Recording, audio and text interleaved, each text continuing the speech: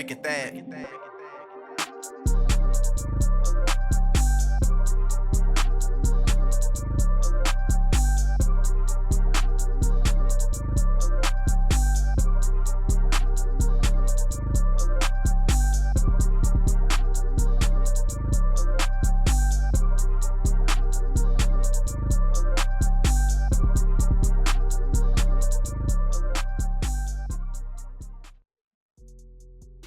What it do, people?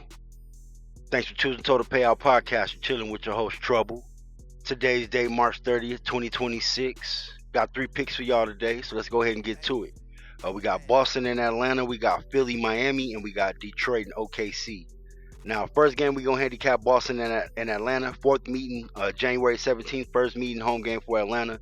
Boston came through minus 3.5, 132-106, beat them down. Over 230. January 28th, second meeting, home game for Boston, Atlanta plus 5. Atlanta got to get back 117-106, under 232. Then March 27th, looks like about 2 days ago, home game for 3 days ago, home game for Boston, minus 5.5, 109-102, under 223. Now, head-to-head last 10, 5-5 straight up. Atlanta 6-4 against the spread last 10, and under is 6-4. Now, Boston is 4-2 against the spread last 6, 7-1 last 8 straight up. And they're 13-7 straight up last 20 versus Atlanta, and they're 8-1 straight up last 9 versus the East. Now Atlanta's 13-4 against the spread last 17, 15-17 straight up last 15-2 straight up last 17, and 12-0 last 12 at home straight up. And they're 9-1 straight up last 10 versus the Eastern Conference. Now home and away against the spread splits. Boston 23-13 against the spread away from home. Atlanta 19-19 against the spread at home.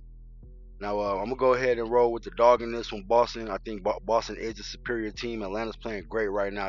They've been balling the last couple months, but I do think Boston is the more superior team, and at this juncture of the season, Boston needs to win these games. Obviously, playing against Charlotte, beating Charlotte yesterday, I think that they need to win this game as well. I know Jaylen Brown and Derek White didn't play.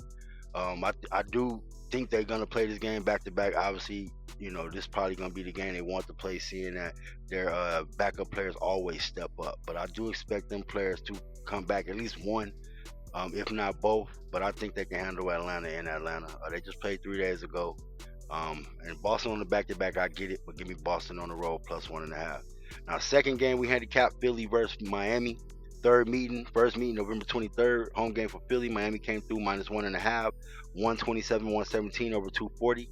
Second game, February 26th, home game for Philly again. Philly minus 2 came through, 124-117 over 240. Now, head-to-head last 10, Miami 6-4 straight up last 10. Miami 7-3 against the spread last 10, and the under is 5-4-1 last 10. Now, Philly 4-1 against the spread last 5, Philly 4-1 straight up last 5, and Philly 1-5 last 6 straight up versus Miami. And they're 6-2 against the spread last 8 as a favorite. Now, Miami's 2-6 against the spread last 8, 1-7 straight up last 8, and they're 11-3 straight up last 14 at home versus Philly. Home and away against the spread splits. Philly's 22-13-1 against the spread away. Miami 21-16 against the spread at home. This was a tough one for me, man.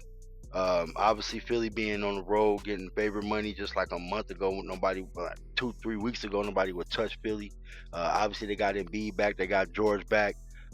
So they're looking stronger. I think Maxey came back as well. So obviously Philly being a strong team now, they're getting that favorite money on the road. Miami's on the tailspin since Bam's 83-point game. I don't know what's going on. I would expect them to actually be taken off at this point. I don't know what's going on. But that being said, my personal line in this game, I got Miami minus 4, total around 235. Miami coming off an embarrassing loss against the Pacers, obviously on the road, so that game probably could have went either way. I mean, Miami's stronger than Indiana, but playing in someone's gym is not always a guaranteed win for the road team. You never know when the home team is gonna show up, no matter what team it is. It's how sorry they are. They get one good night. They can have one good night. In boxing terms, they can have one good night. That's all it takes. I'm gonna take Miami at home plus 1.5. Embarrassing loss against the Pacers. Philly is a team probably on their heels, so they probably want to win this game. Going home, less than 24 hours to bounce back. They don't have a day or two to sit around and stew in it, so they get to correct that the next day. So I'm gonna take Miami plus 1.5 on that one. Now, third final game gonna be Detroit versus OKC. Second meeting February 25th. Home game for Detroit. Was the first meeting OKC plus 10.5. Detroit won 124-116. Went over 220. Now last 10 head to head, 5 and 5 straight up. 5 and 5 against the spread. Last 10 and under 7 and 3. Detroit 6 and 4 against the spread. Last 10, 8 and 2 straight up. Last 10, 9 and 5 straight up. Away from home versus the West, and they're 7 and 7 against the spread away versus the West as well. Now OKC is 3 and 7 against the spread last 10, 9 and 1 straight up last 10, 9 and 4 straight up at home versus the East, and they're 5 and 8 against the spread at home versus the East. Home and away splits against the spread: Detroit 20 and 16 against the spread away, OKC 16 and 21 against the spread at home. Now the line in this game: Detroit plus 14. Obviously, that's a ridiculous line, but we got injury report.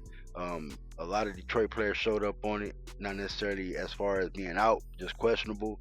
You got Tobias Harris, you got Duncan Robinson, you got obviously Isaiah Stewart and Cade been out. Then you got Jalen Duren and Ausar Thompson all showed up on the injury report. So I'm assuming that's why that line is that big. I got OK on my personal line, OKC minus 5, 226. But if they all sit out, that don't matter. I don't know if I believe all of them players sit out, man. That's a tough one to swallow, to think that they would show up in OKC after being in Detroit and beating them with a couple of them players out. I don't see why they wouldn't want to get OKC on the back to back, just to kind of, you know what I'm saying, not necessarily show dominance over the West, but kind of sweep OKC for the mental. I'm gonna assume that at least the main players gonna play during, you know, Tobias being the leader, he probably gonna suit up and let me get Asar here, soldier. Give me them three. I think Detroit covered the 14 and a half. I gotta take Detroit plus 14 and a half, man. Good coaching, good players. I just can't not think that they're gonna let them sit on the sideline. Obviously, they probably need rest, but they just had a day off. I don't see them giving all of them players a day off on the road against OKC in a big game and getting blown out. That don't make sense to me at this point in the juncture of the season. You want to go into the playoffs rolling. And if you can win games like these, especially without your best player, Cade Cunningham, or at least play competitive, I just think it gives more confidence to your squad. Why set them up to get blown out by 30? I get the don't run them into the ground mentality, but at this point in time, everybody hurt coming back from injury or nursing the injury. So give me Detroit plus 14 and a half with the hopes that at least those three players play. So let's go ahead and recap the picks we got today. We got Boston on the road getting plus 1.5 against Atlanta, and then we got Miami at home getting plus 1.5 against Philly, and then we're gonna go ahead and take Detroit plus 14 and a half on the road against OKC. So I do want to appreciate you guys for giving me your time today, March 30th, 2026. You tuning in to Total Payout Podcast with your host Trouble. I appreciate your time. Please give me a like, comment, and subscribe at the end of this video. Really appreciate that as well. And like I always say, man, please stay out the way. Y'all have a great day. Thank you.